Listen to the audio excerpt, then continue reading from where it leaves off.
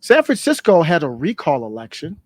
There's been a lot of recall elections going on, a lot more than normal, and a lot of them on the local level, most of them on the local level. California Democrats, establishment Democrats, are a little bit salty because the recall laws in California are easier to recall somebody than others. We saw that Gavin Newsom, it failed, but I think a little message was sent.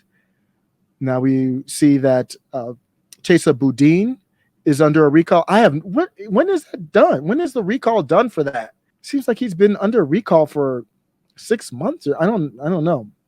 I have to look it up. Can't be hard to find. But here's three that got recalled. San Francisco voters overwhelmingly supported the ouster of three school board members Tuesday in the city's first recall election in nearly 40 years. At the city level, that's what we're seeing. It was a landslide. This decision means that Lopez, Collins, and Moliga will officially be removed from office and replaced by mayoral appointments until the next election in November. So Mayor London Breed has jumped aboard this. She has no choice. Jump aboard or you might be next in this political reckoning. In one of the most democratic populated cities in the world, second most, they rose up. They're the first elected officials in the city to be recalled in recent memory. The last time a recall effort made it to the ballot was 83, and it was a failed attempt to remove then Mayor, oh my goodness, Dianne Feinstein. Oh my goodness. And she is how old now? She wasn't born in 33, was she? That'd be too old. Wouldn't that put her almost at 90? Let me double check that. Oh my, I'm off tangent now. I knew she was in her 80s, but oh my gosh. Wow. Man, these people. There is no reason for someone to be 89 years old and representing us in DC. God bless her soul. I know we disagree on morals and such, but there is no damn reason that somebody that old should be in DC represented. That is corruption. So we know what happened with Gavin Newsom. I'm just in shock I didn't know how old she was. I mean, she's not even, I know there was rumors like she was losing her memory and, struggling. Like, I mean, she's 89. Wow.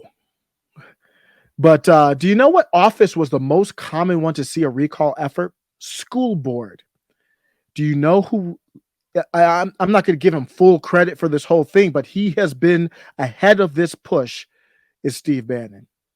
He's basically, I don't know if he said this, but he's basically said the city, county, state level legislators, they're more important than anything else. He's been saying that. Democrats don't have a grassroots effort there. They've been able to get these DAs in by outspending, but you can't do it at every city level.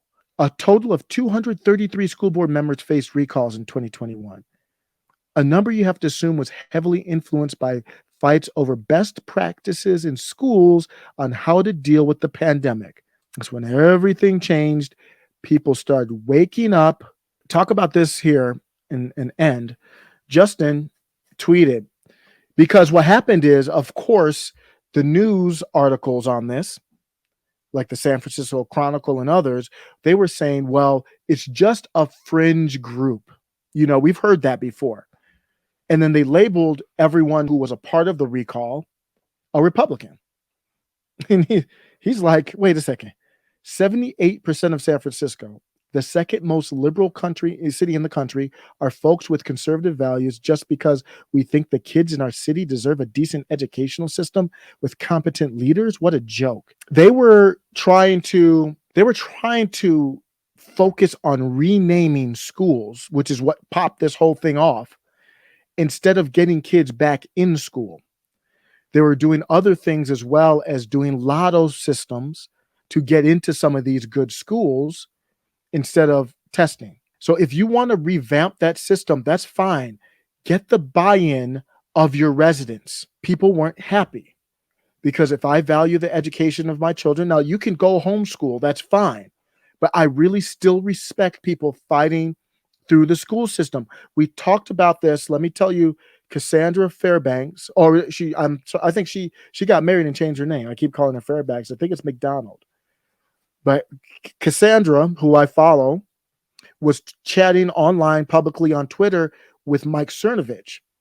And she was talking about how she's in a deep red area somewhere in Virginia, I think, or West Virginia. And she was homeschooling, but her kid wanted to go to school. So she thought it was, I'm in a deep red area. I know that for sure. She brought up, let her, I think it's her daughter, sign up, get into school. Immediately, all this corporate leftist propaganda flooded the schools. It was like she wasn't even in a red district. My point is, you can homeschool, but that's not going to, we still would have to fight to make sure that these schools are as neutral as possible. Because if those schools aren't neutral, you can homeschool your kid, but we are going to be under corporate Democrat rule forever, because that's where they're pumping them out. So the fight doesn't stop with homeschooling. So yeah, let me know what you think. I thought that was a white pill moment. People, power to the people. The people have spoken.